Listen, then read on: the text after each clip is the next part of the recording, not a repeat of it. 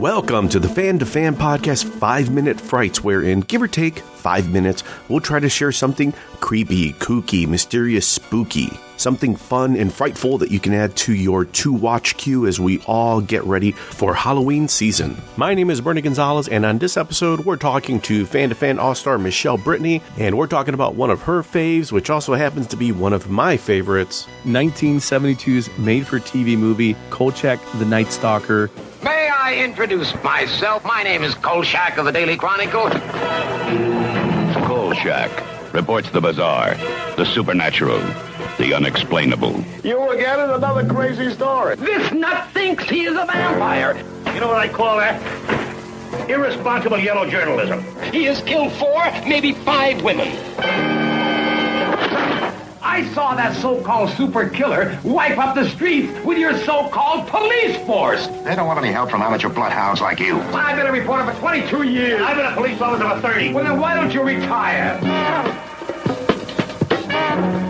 Each man in the field is to be issued one of these and one of these.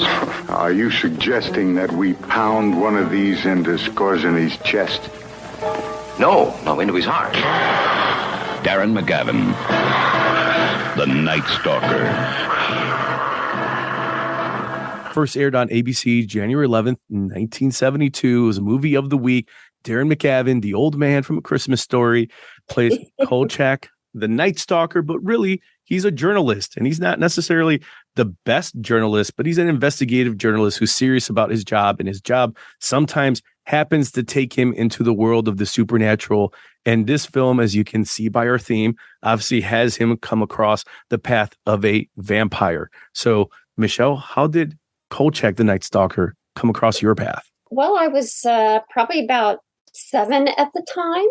And of course, my dad was into watching a lot of the horror films and, he'd watch the late Saturday night films. And so I'd see a number of films that way. But I can remember originally watching this with my dad. There's some nice memories with it. But I also just absolutely love Darren McGavin as Kolchak. And, he's one of those enduring characters that even though, they have like 2 movies and there was 1 season of the show. That's right.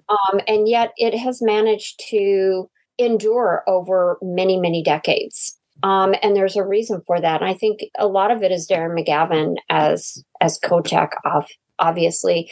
In my rewatching of the film the show recently, his nickname was Pushy Tushy, which was really fun. And that was, of course, his Simon Oakland, yes, as his editor, I think called him Pushy Tushy.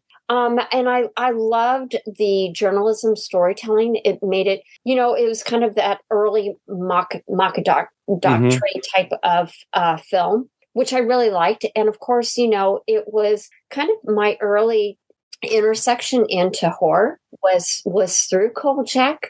And so, of course, it's near and dear to my heart for that reason. And of course, I like the locale. I grew up in California. I've been to Las Vegas. It's a city of sin. Of course, Dracula would be in Las Vegas, a desert locale. It's also got just wonderful snapshots of the 70s pop culture of the time, and what better place to capture that than Las Vegas, where it's so larger than life. And as a kid, I remember it being very scary and tense. And it really didn't lose that much being my age now. It still had the nice fast-paced storytelling to it. It was still tense.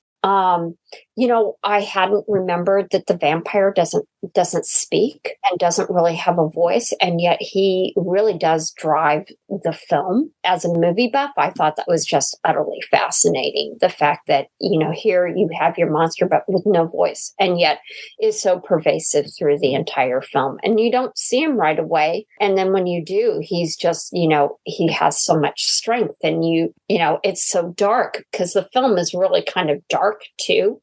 And of course, a theme that I hadn't picked up on as a kid, but as, a person with an undergraduate degree in journalism, suppression of the news from people. The fact that newspapers and Kolchak, he really wanted to bring journalism, even if it was supernatural. He wanted to be able to bring that to the people. And it was very interesting, that at the time, newspapers over television coverage, and how he's like, well, newspapers are there faster than you could get the newspaper coverage. And I thought that was really fascinating and really talked to the fact of, how it's utterly different now. I mean, we don't even really have television anymore. It's the internet and what ends up there the quickest. So it isn't newspapers, it isn't television, it's now the internet. The fact that Kolchak lives on in comics very well through like James Chambers with his short stories and with his comics that he's done through Moonstone. Kolchak had to be on the list. I love it. And it's interesting. You mentioned before the investigative reporter aspect, in going through your list, because we've talked about Dracula a few times, going back to the original novel and how Dracula is Harker, right? And his in his journals as he's going to visit Dracula's castle. It's like a narrative format that makes something supernatural almost feel grounded, because if it's in a journal, then it feels more personal, more intimate. It almost, levels off some of the incredulity of what's happening. This is fantastic, but it's in a journal, so it could be real because someone is documenting this. And I think that's where also the investigative reporter aspect of Kolchak, along with wholeheartedly agreed, Darren McGavin's charm, his wit, just, how he approached the character, the fact that it was entrenched in investigative reporting. There were no cheats for Kolchak. He was trying to tell the story. It just so happened to be about an Aztec mummy, but he was approaching it in the same ways that he would have approached a medical convention later on in Chicago, or a building that happened to have a faulty foundation. But of course, because it was built on a Native American burial ground. So he was still going to approach it from the reporter's curiosity, from that perspective.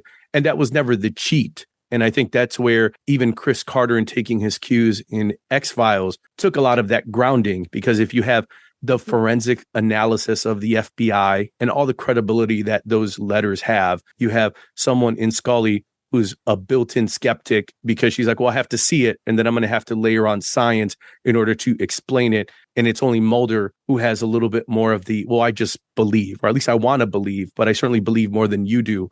Kolchak wasn't necessarily a believer, but he was willing to believe because he was always at the front lines. I saw the vampire, and in this case, certainly less coif in his hair was Janos, the vampire in this, than was Frank Langella. He's almost more ghoulish in Kolchak because, like you said, he doesn't speak. There's nothing really romantic about him. He's just trying to feed and to move on, and almost, essentially stays in an abandoned home with a fridge full of jars of blood. Not a lot of Gothic romance in this one. Nevertheless, Kolchak approaches it like a reporter. And I think that's what always struck with me, is that as much as he was kind of an interesting jester of a character at times, his work wasn't a joke to him. Yeah, well said. And that is so true. I just have to throw this out there. I don't know if you guys knew, the Nightstalker was actually the highest rated made-for-TV movie that aired on U.S. television. Mm-hmm. Overseas, it actually was released theatrically a year later. And you mentioned, Michelle, they made The Night Strangler, but then led into the 20-episode series. But a movie that 7, 8, 9-year-old Michelle would have watched. You weren't alone. Everyone else was watching it with you. Sorry, Pete.